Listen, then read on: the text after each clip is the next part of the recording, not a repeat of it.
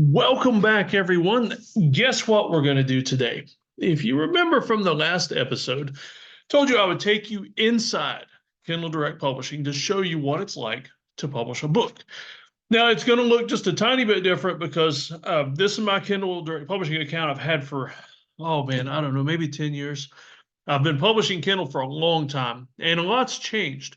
So I'm going to show you this current one as of early 2024. So it may look a little different when you get in there, but yours is going to look different anyway, just because it's a brand new account, possibly. So what I'm going to do is show you the bookshelf. And so this is what you see. If you want to create a book, right there, big yellow button, create. We'll actually go up and I'll show you that one in just a minute, but these are my books, and these are listed in order of the most recently published book. So there's my Strangest Secret Challenge. You can see we've got the Kindle ebook version, the paperback version. The hardcover version, this one did not have enough of a page count to do hardback. Hardbacks need to be at least 75 pages to do a hardback version. I did not, I could have padded the book and made it long enough, but I didn't really care about that on this one. And then there is a Book of Revelation journal that I published. It's actually the Book of Revelation on one side of the page and a note-taking section with lines on the other side of the page. And that way you can actually, take notes or kind of do your own annotated Bible version while you're reading the Book of Revelation.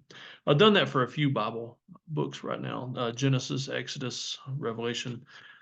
So what we're going to do is I'm going to hit this create button and I'm going to show you, you know what, I'm going to do it a little different. Let me go down and grab a different one of my books.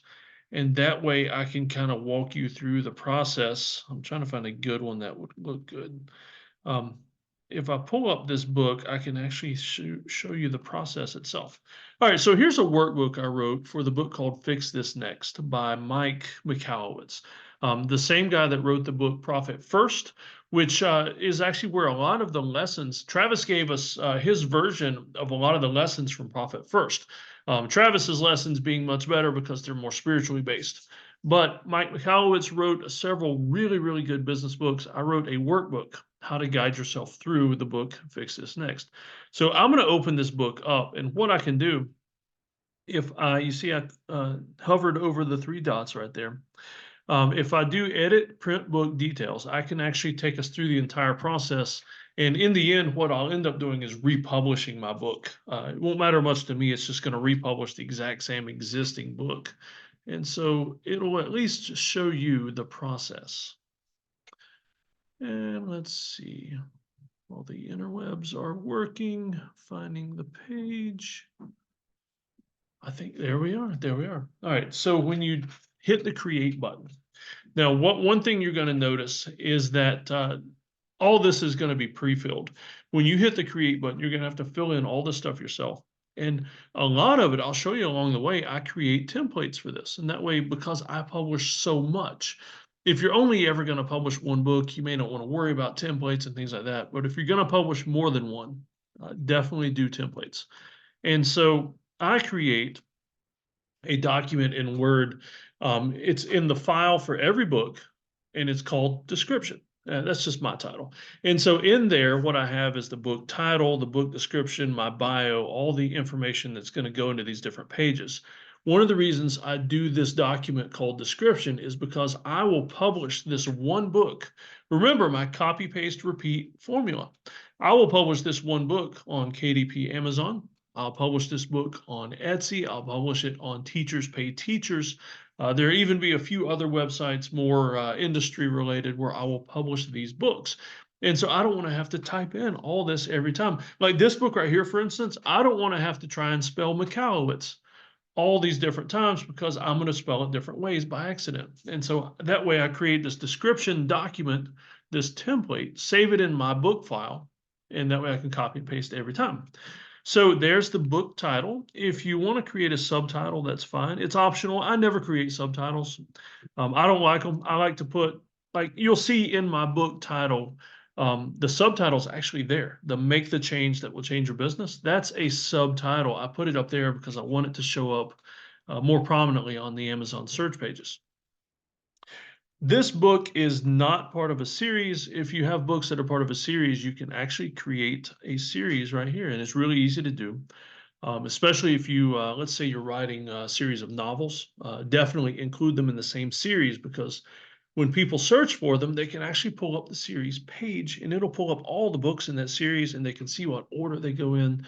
And so if you're creating something you want people to keep following along, it's a very good idea to do that. All right, edition number. I've done this for a couple of my books. It's optional, but if you're doing a new edition, especially like an updated version of a reference book, something like that, occasionally I'll do new editions because I've added additional information or I have greatly changed the inside of the book. I'll do a new edition number. All right, down here, the author. Of course, most of the time that's going to be you. I've got Dr. David Powers, and see, a lot of this can't be changed right now because the book's already been published. But for you, it's going to be empty. And so Dr. David Powers. Occasionally, though, if I'm republishing public domain material, like let's see, this one, for instance, is mostly public domain material, I may put Department of Defense, United States Army. I may put something like that as the author, because a lot of the books I publish, I'm not necessarily interested in them buying the book because of my name. I'm mostly interested in them buying the book because of what the material is and because of what the title is. And so I don't mind losing a little bit of prestige or expert status or something in that area on some of my books. Now, others, like my travel book, I mean, that one is all about me. There is no other author for that one. There's an interesting thing, though. When you put someone else in the author, a lot of times what I'll do is I'll come down here into the contributor section. And so, like the public domain books I publish in the contributor, I can change author into editor or photographer or translator.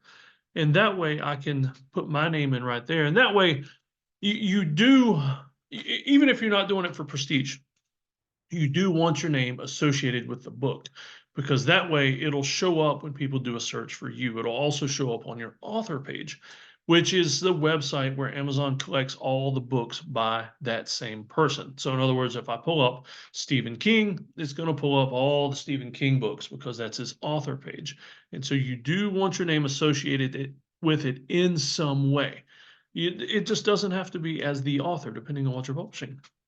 Now down here, oops, let me click off of that. All right, so description. This is another part of the book where I've got it saved on that description page or description document. And so this is just what the book's about. You want to put enough in here to make people want to buy your book, because this gets read a lot. And so the description there needs to be everything that makes people want to buy the book.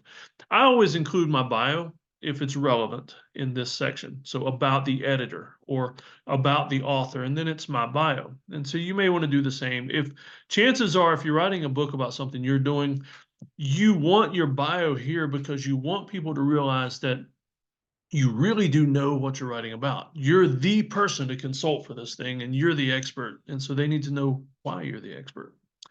All right, publishing rights. Sometimes I'll check I own the copyright. Sometimes I'll check that it's a public domain work. It just depends on what you're writing. There's a box here for sexually explicit images or title. It's Amazon's effort to protect kids from erotica. And because I mean, you could find just as much porn type things on Amazon as you can anywhere else. That makes me curious, though, if the perhaps the 50 Shades of Grey, well, let's see, no, 50 Shades of Grey did not contain any sexually explicit images or the title. So they're only Amazon is only looking for pictures. Like say an illustrated version of the Kama Sutra would probably have to check yes. And so you have to check that yes or no. Reading age, I don't ever mess with this. If you're writing a lot of young adult fiction or something like that, you might want to use the reading age section. Primary marketplace, it's always going to be Amazon.com, unless you've got a really good reason to publish primarily somewhere else, in another country or something like that. And it just now dawned on me, some of you might not be from the US. In the US, we tend to think we're the center of the universe. Those of you that aren't in the US, you may still want to do Amazon.com, because no matter where you're from or where you live currently, most of your sales will likely be in the US if it's an English book. Other primary areas you can select. Let's see if it's going to let me do it. Yeah, there you go. You can see the different Amazon websites for the UK, Denmark, France, Spain, Italy. I don't know what NL is. There's Japan, Canada, Australia. Those are their primary marketplaces for Amazon. There's no reason for me that I'm likely to ever use anything with Amazon.com. Most of you, even if you live in other countries, it's the same. All right, categories. Now, I don't want to get into this one too much as far as me hitting the buttons, but categories, what I like to do is I select three very, very niche categories for my books. You can see this one, I've niched it down at least 3 times. One, two, three, yeah, okay. Business and money, it's in the bigger category of business and money. Like think about it in terms of where would you find it in a bookstore? Where are you going to find this book in the business and money section? On Amazon, though, you can really niche it down. And so I got into business culture, work-life balance, entrepreneurship, and starting a business. And so always select as many categories. 3 is what Amazon will allow you. Select 3 different categories for your book. It may be a stretch sometimes to think of 3 different categories, but always do that because it's going to help drive more directed sales to your book. Let's see, if it's a low content book, for instance, a journal, notebook, workbook, a plan, or something that doesn't have a lot of type in it and has a lot of areas for people to fill sections out. That's what this book is. It's a workbook. And so I typed low content. I usually go ahead and select this. You can try to sneak it by if you don't want it classified as a low content book, but Amazon, their bots will usually catch it and reclassify it for you. And then keywords. Keywords are basically what you'd consider hashtags, keywords, something you want people to find your book when they're searching for these keywords. You can see for this one, I took a lot of general keywords for entrepreneurs, although I kind of niched it down a little bit with cash flow and solopreneur because I wanted that on there. And then this, if you haven't published yet, you're going to see some boxes down here where you can review, do I want to publish? Is it ready to publish? That kind of thing. And then you'll hit save and continue. On the next page is where we actually upload the content of the book and the cover. All right, this one's going through really easy though, because the book is already actually published. Since I'm going through this with you, it's interpreting this as if I'm just checking my book to make sure everything's still correct. All right, publish without an ISBN or use my own. If you have your own ISBN, this is where you can insert that. I don't do that because that just costs a lot of money, especially with the amount of books I publish. I'm not trying to get these books sold to a big publishing house. If that ever happens, like if this book becomes so popular that a publishing house wants to publish it, they're going to pay for the ISBN. Plus, they're going to have to give me a hefty finder's fee for wanting to publish my book. So I always publish without an ISBN. If it's not a low content book, it will give you the option for Amazon to give you an ISBN. It doesn't cost any extra, but Amazon will put the UPC code on there because it helps them catalog their books. I always go that route. I don't, the very first time I published a book, my travel book that I told you about, I paid for the ISBN, and that's just money you can save without having to do that. Print options. Now, down here, I always, always, always, always do black and white interior with white paper. You can select other options, but the thing of it is, it depends on the book you're publishing. If you're publishing a coffee table photography book, you're going to want to use, getting a text message there, you're going to want to use a color interior. So if you're not doing that though, it really, really changes the price of your books by a lot. A color interior on a book is going to cost a fortune. So you better be sure people are going to actually buy it. Black and white interior with white paper is kind of the standard.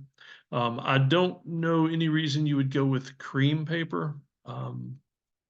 I don't know, maybe to give it a more antique feel. I've never done any of my books that way though. Trim size. All right, I can't mess with any of these buttons because the book's already published. Most of my books are workbook style or they're really thick, and so I publish 8.5 by 11. Some of them, though, I want them to be more of a trade paperback size. I think this is a 6 by 9. And so a few of my books are trade paperback sized. If you're publishing a novel, most novels are going to be a smaller book. They're not going to be an 8.5 by 11. Um, the vast majority of my books are nonfiction and work better with 8.5 by 11. And so if you do that, be sure you format your source document on Google Docs or Microsoft Word to be the right size. In other words, this book right here on the Microsoft Word document is formatted for a 6 by 9 book with the appropriate margins and all that. If you want to do that, that's something you're going to have to figure out. 8.5 by 11 is the default on my Microsoft Word, so it's also another reason I publish most of my books that way, because it's easier. It saves me time, therefore it saves me money. I can get more work done. I always leave that with no bleed, and I like a matte cover.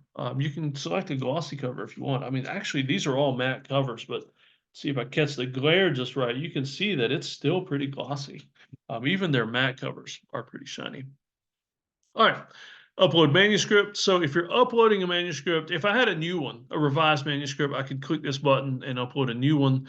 You can see here that accepted file types are PDF, docx, HTML. I always save my book when it's uploading in certain areas. For a hardback, it has to be a doc, docx, doc, something like that. For paperback, though, you can upload a PDF. I always upload the PDF version when that's an option, because there's less chance that in the transferring of the book to Amazon, things are going to get screwed up in the formatting. You want to make it as simple as possible for the robots and the algorithms to not mess things up. And so always do a PDF upload if you can. If you can't, your doc is going to go through just fine. I've not had problems with that in years. A few snafus in the early days of KDP, but they've got things going so well that it's not a big worry. It's something I do. All right, the book cover.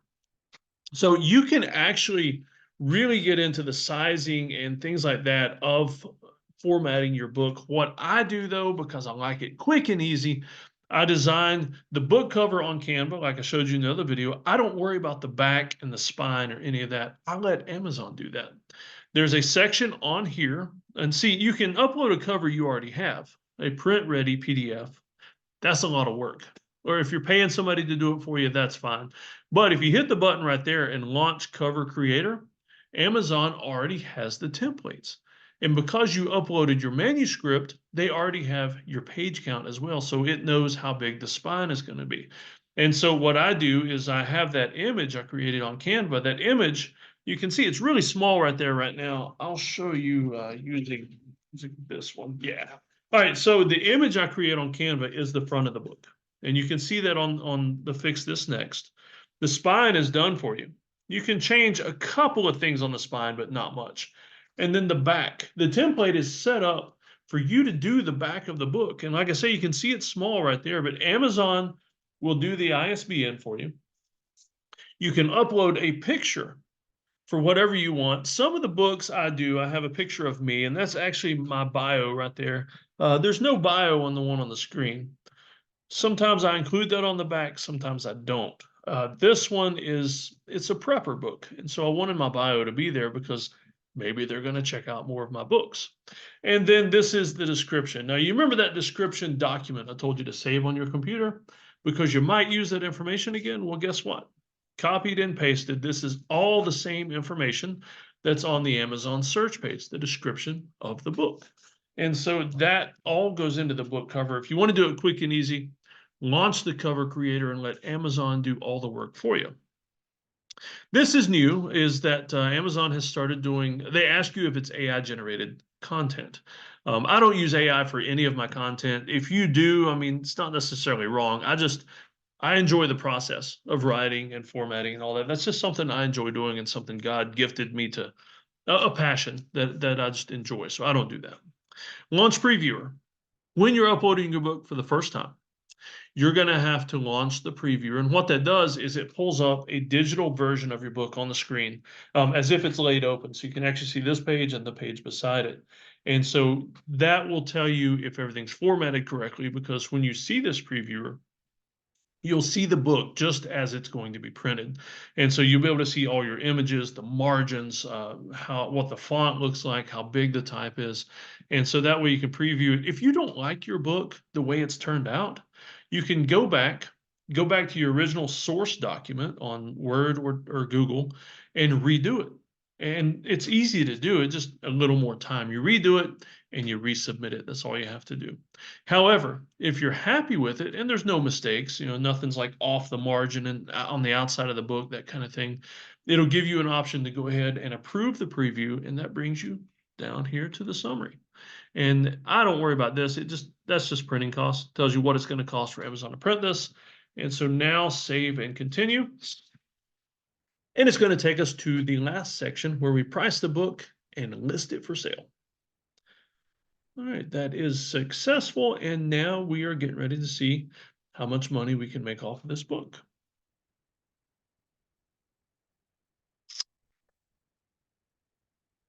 All right, so we're on the third section. You can see we've done details, we've done content, and now we're doing paperback rights and pricing. So this book, I want it available in all territories. You could pick individual territories if you want. Don't know why you would, though. There's the primary marketplace popping up again. And then here is where you price your book. Now you can see what I've priced mine for in Amazon.com US. This paperback book is priced at $9.99. Now, there's no particular formula for pricing your book. You can see there it says minimum $4.73. So in other words, I could sell this book for $4.73. I might make 60 cents off of it. And I'm not going to do that. What I try to do is I try to price the book at a price I would be willing to pay for it. If I wanted this book for this reason, what would I pay for it? And then sometimes based on what I would pay for it, I jack that price up a little bit because I'm a cheapskate sometimes. And I know that. And so this one's priced at $9.99 though. It's going to cost $2.84 to print. At a 60% rate, royalty rate, I'm going to make $3.15 off of every paperback sold. Now, because this is a low volume book, it's a workbook. I cannot enter it into expanded distribution. What that is where Amazon will actually sell your book to schools and libraries for the most part. It's a lower royalty rate, but it's a way to make some money, but not all books will qualify for that. A lot of mine are, though. It means that if it's in expanded distribution, it can be sold at, like I said, schools, libraries, Barnes & Noble, Books A Million, places like that.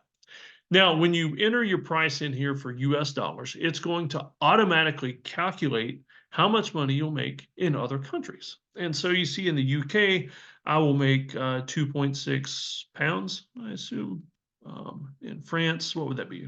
That's euros. Most of these are euros I see now. So in most of these countries, at the price my book is, I'm going to make 3.08 euros. We go down, we've got yen, the Canadian dollar, the Australian dollar, things like that.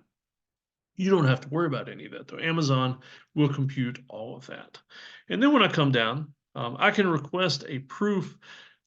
I don't have any with me right now, but if you request a proof copy, I like to have copies of all the books I write because I've got a huge bookshelf with all my books lined up, and it just looks really cool and makes me feel good about what I've done. Don't request a proof, though.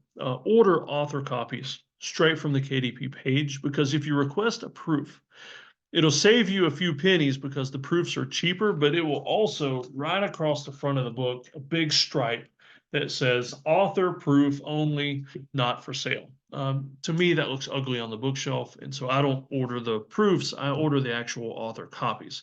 And that's also the same way that you can order copies in bulk to send to people, to sell at book signings, to sell at events, to include as gifts at Christmas, that kind of thing.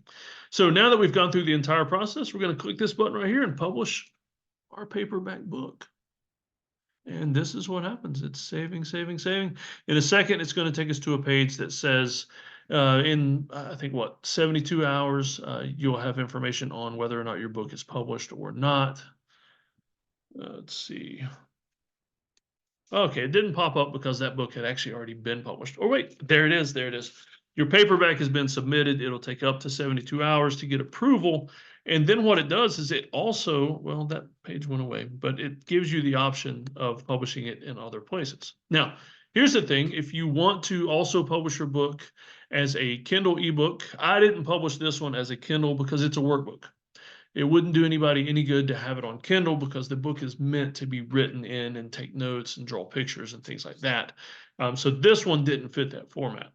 Now it is available as a hardcover because it met the 75-page threshold. So basically these boxes though, they will be there for any of the books you publish. And so what I do is I go through, depending on what the book is and where it fits, I'll publish the Kindle. Soon as that's done, I start publishing the paperback. Soon as that's done, I'll start publishing the hardback. Within a couple of days, I have emails on all three saying, your book is now available in the Kindle store. Your book is now available in paperback on Amazon.com, and the same thing for hardcover, if that fits. And so that's how we publish a book on Kindle. As to the entire process, forget all the writing and formatting. That's its own process. That'll take however much long it takes you to finally work on the book. But this process right here, I went through it super quick. And I'll be honest with you, as long as my Wi-Fi is hitting right, I live in a rural area. We don't have broadband, but because I'm so far off the grid that there's no grid where I'm at. If the Wi-Fi is working good and I do this process here, it takes me maybe an hour and a half to get 3 versions of this book published.